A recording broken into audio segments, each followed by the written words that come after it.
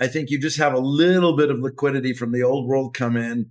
You have Bitcoin head up to, my target has been 180 for a long time, like the last, since the bottom, really, that was sort of my target. The value of the digital asset ecosystem generally can get to 50 trillion in the next 10 years. And that's still small because you figure the old world will go from 800, call it to 900 or close to 1,000 trillion. So it's still going to be only like 5 or 6%. But I think we can head to 50 trillion. That means Bitcoin, in my view, can go up to $1 million. It'll be $20 trillion of value. So I think that's where Bitcoin's heading. And then you have 10 trillion for the altcoins. Tapiero emphasizes that despite strong fundamentals within the digital asset space, such as the growth of DeFi, the resilience of stablecoins, and a possible resurgence in NFTs, Bitcoin and the broader crypto market remain heavily influenced by traditional, or old world, liquidity conditions. He explains that macroeconomic factors, including interest rates and central bank policies, continue to dictate the overall direction of the market. While the internal crypto ecosystem is showing signs of maturity and innovation, it is still highly sensitive to the inflow of capital from traditional financial markets. Even a moderate increase in liquidity from legacy financial institutions could trigger significant upward price movements across the crypto sector. And before that, be the one who says, I was here before 100K. I'm on a mission to hit 100,000 subs before 2025 ends. Help me get there. Subscribe now and drop your thoughts on the market in the comments. Let's grow and win together. Bitcoin at 100,000 with these positive developments. If the short interest rate, which is 4%, were at 2, for instance, I think Bitcoin would probably be at 200,000. The economy is slowing. You asked me about the US economy is slowing. Inflation is not a concern. I'm not sure what Jay Powell is doing. I think Trump's view and Bessent's view is right. Bessent said, hey, the 2-year is at 3.79. The fund rate's at 4.25. He said the 2-year is telling the Fed what to do. And that's exactly right. I think that the data is slowing down enough that we're going to have an interest rate drop down, hopefully below 3 on the Fed funds. The 2-year will lead it there. But look, we've also just had a 10% drop in the dollar against the euro, and that's helpful. I think the dollar is probably entering a bear phase. I was wrong on the dollar earlier in the year, and last year I thought it was going to be very strong. But the reason I've changed my view is because the fiscal policy that they're taking on, okay, the Doge, not just eliminating whole government offices, but reducing the spending in those government offices, plus, the tariff situation, which acts as a fiscal tightening, that needs to be offset by some sort of monetary offset to keep things in balance so the economy doesn't have too aggressive a pullback in liquidity, in demand side drivers, right? So it's like fiscal policy has been contributing to demand and now it's not. And I think monetary policy needs to offset that. And the dollar is already sensing that. And that's why it's weakened. I think last thing I'm going to say, ideally, in a perfect world, Bessent and Trump or whoever should have gone down to Jay Powell and said, hey, guys, we're going to be undertaking the greatest fiscal tightening of the last 50 years. Give us some slack on the monetary side. Like, hey, let's work together on this. That would have been, and maybe they did do that. I don't know. But Powell, for whatever reason, is really holding back here. And I think he's, the next few months, the data will just, confirm that he needs to move. And that'll help Bitcoin and the whole digital asset ecosystem, ETH, Solana, the whole world sort of take off again. Because there is a part of our world that is driven by this liquidity from the old world, right? Regardless of the good fundamentals that are relating to Bitcoin, regardless of the good fundamentals relating to some of the other projects and, the activity in the space, the growth of DeFi, stable coins, even NFTs might be coming back a little bit here. So I think you just have a little bit of liquidity from the old world come in.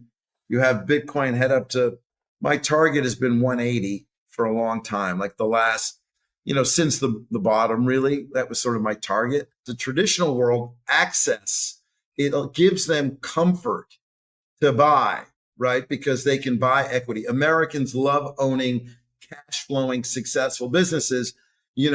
they're not going to, harder for them to jump into a punk or a Bored Ape and all of that kind of thing. That's just, it's a little too degen for them. And I focus on there's 800 trillion in assets, and the digital asset ecosystem is worth like 4 trillion, just like 5%.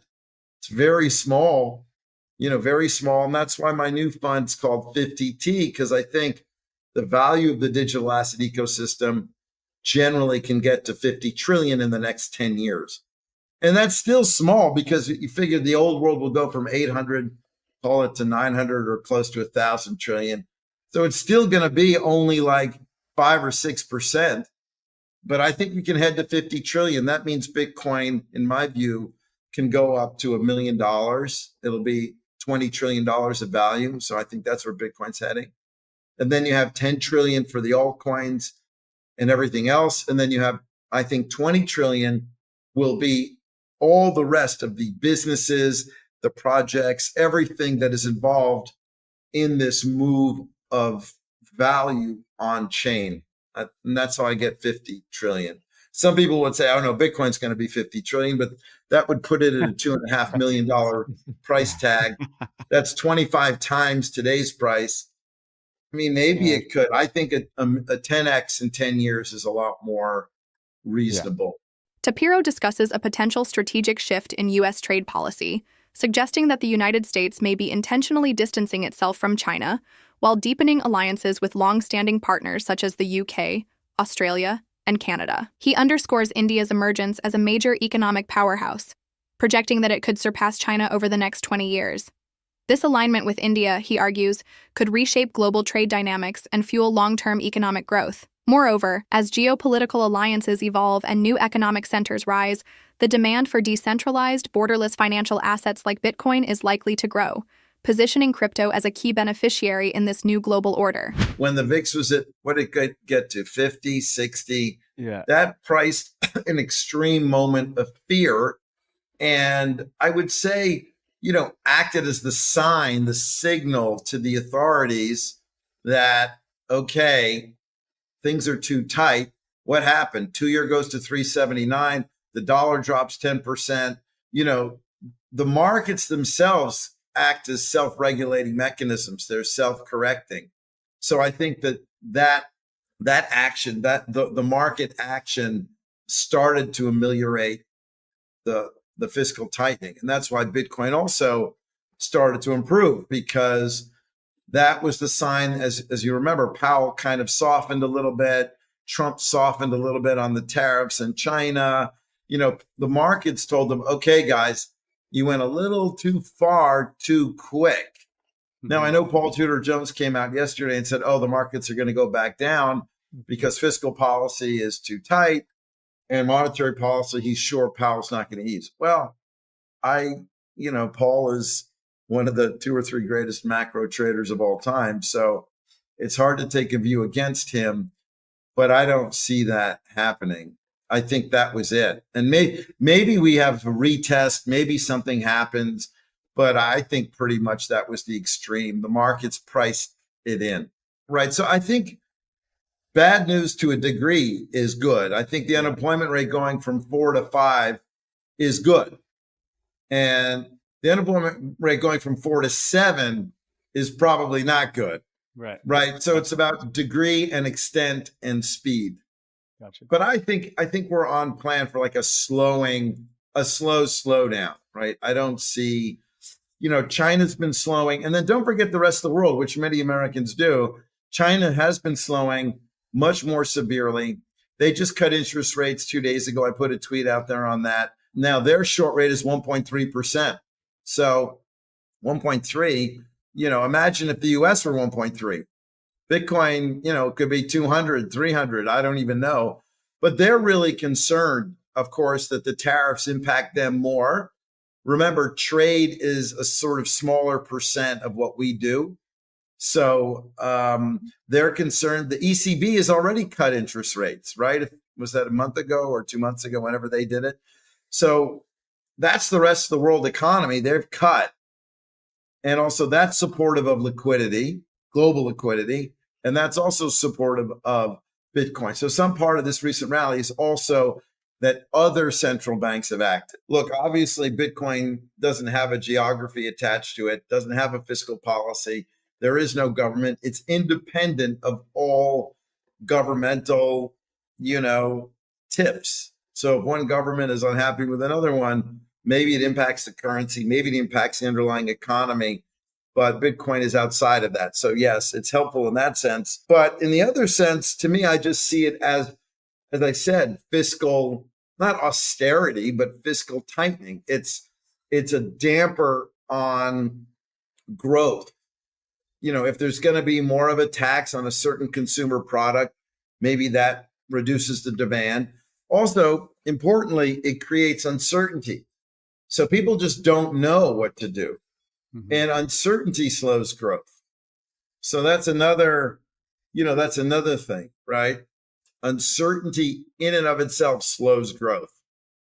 And slowing growth is what we want, right? So that Powell doesn't have to worry about non-existent inflation. Some aspects of trade will be hurt, some will benefit. My guess is net at the end of the day, it could be a wash or maybe slightly positive for us because it also cements relationships with partners who are real partners as opposed to adversaries. The UK is a real partner. Australia is a real partner. Canada, hopefully we can, have that cleared up too. Mexico. So maybe the strategy here is like isolate China, come to them at the end, do a deal with India. That's great news. I mean, India in the next 20 years is probably a more important economy than China too. I mean, a lot of people argue that. So I think this is just a way for the US to just, maybe align things, maybe not more even in our favor, but just to have things more balanced, and I just, look, these kinds of developments take long periods of time to actually know the ultimate impact. So I think when the VIX hit 60, that priced in the maximum amount of uncertainty and fear about what the impact could be. But then we'll see the impact develop over, multi-years. But as I said, all I think it does is it takes the edge off of any inflation fear. And then also, look, the reality is if you look at what AI is doing, that is massively deflationary. I don't know why the Fed hasn't done more homework on this. He argues that all these converging factors, rising institutional demand, shifting geopolitical alliances, monetary debasement, and the digitization of value, point toward an inevitable explosion in the digital asset space. His vision of a $50 trillion crypto market isn't a fantasy. It's a likely outcome given current macroeconomic conditions. In this context, Bitcoin reaching $1 million is not an exaggeration, but a rational milestone in a world where money is being reimagined, and value is increasingly moving on-chain. Curious about Bitcoin's path to $1 million? Watch this next.